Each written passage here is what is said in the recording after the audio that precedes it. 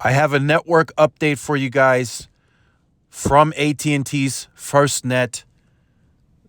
They now cover more first responders than any network in the country. So this was released yesterday. I took a look at it.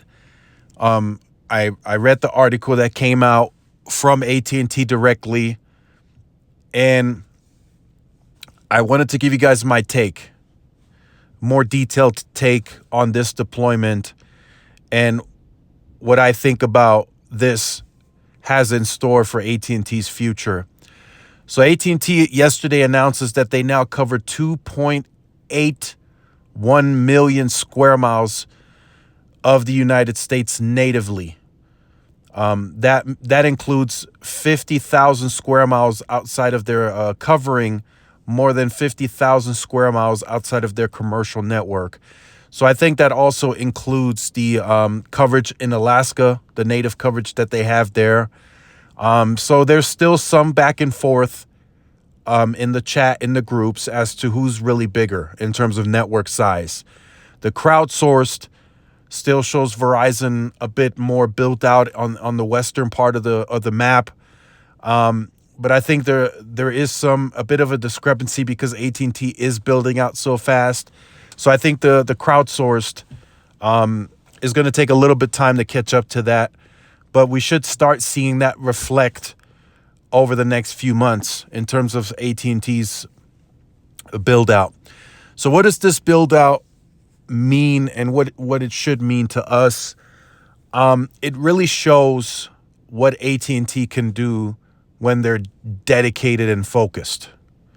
If they dedicate towards, and I truly believe that this FirstNet build out and this contract and this federally mandated network has been the first, in my opinion, has been the first time that I've seen AT&T build out at such pace and with such focus, because this is the one contract that you don't want to let go.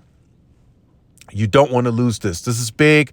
This a lot of this coverage came from government reimbursements, and as I've stated plenty of times before, you are able, as a AT&T consumer, you are able to also take advantage of that FirstNet coverage. Of course, in the time of events, first responders are prioritized. So if you take that build out and that focus and you apply that to the 5G build out that's about to happen after the media spinoff, you could say AT&T is about to refocus and put that focus towards the 5G build out that's about to happen. Now, I know I've said it in previous videos, AT&T is behind, and they are. They are behind on the mid-band deployment. They are behind on the millimeter wave deployment, comparatively speaking, to Verizon. Verizon set the target. They set the bar high on this millimeter wave deployment. They went all in since around 2017. They've been deploying nodes, more nodes, macros. They've been deploying. So Verizon set the bar high on the millimeter wave deployment, and T-Mobile set the bar high on mid-band deployment. Now Verizon is really focused and aggressively building out to target that T-Mobile mid-band deployment. As it stands right now, in terms, if we're comparatively speaking from a pace and aggressive standpoint, AT&T is really not touching either or. They're not really aggressively building out any mid-band at this point in time that you can say is, okay, they may be closing the gap to Verizon and T-Mobile, and they're not really pushing millimeter wave in that regard neither. But what they are doing, which is what I said earlier in the video, they are aggressively and focused on building out that FirstNet coverage. So as it stands, as of yesterday, February 2022, 2.81 million square miles natively covered. The largest first responders network out of any company in the United States. They also added some more cities where first responders now have access to the 5G core. So I will leave this article in the description down below so you guys can check out those cities. Yeah, so I am confident that once the focus shifts towards 5G, I think they put that same focus on 5G. I think they can build with the same consistency and the same pace. I think eventually the FirstNet build out is going to slow down because eventually it's just going to take longer naturally to cover the other areas. I mean, the United States landmass is 3.7 million square miles. AT&T covers 2.81 million miles of square miles of that today, or as of yesterday, I should say. So that will gradually keep increasing. It's going to be harder because the landmass is so much wider, and some of these areas that they're going into now it's mountainous territory, so it's going to take longer to build out. But I could see them now on a yearly basis, still gaining, between that 30 to 50,000 square miles of added coverage on top of that coverage. I just think, as I've said previously in videos, they have to now cover every nook and cranny of the United States. If there's any type of population, any type of traffic flowing through their cars, there is a possibility for an accident. So first responders have to have access to some type of networking there.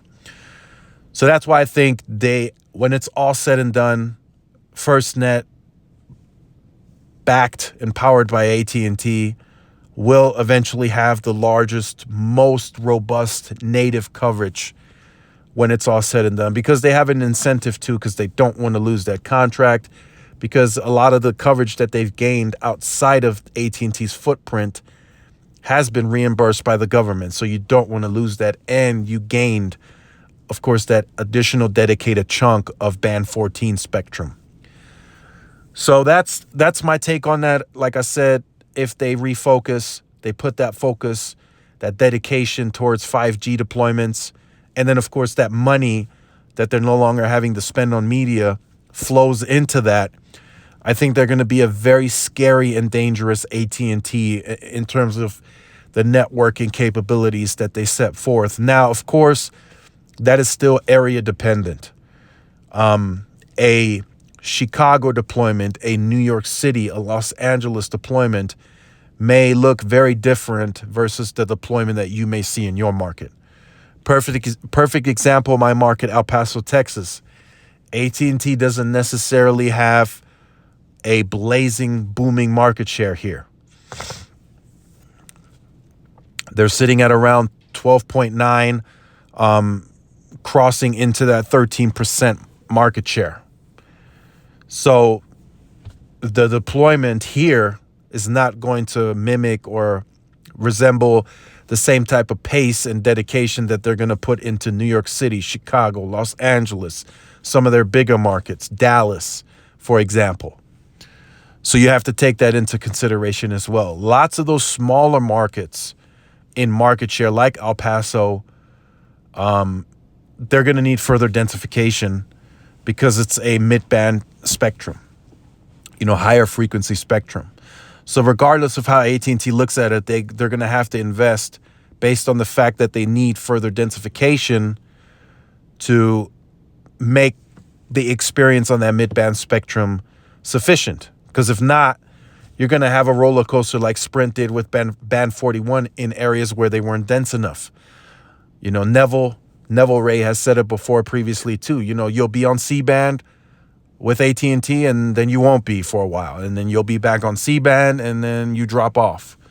To make that a more continuous experience, you have to build out that densification, and that in itself is going to be an investment AT&T has to put forth, whether they want to or not, or if not, it's going to just be a very thin experience on mid-band.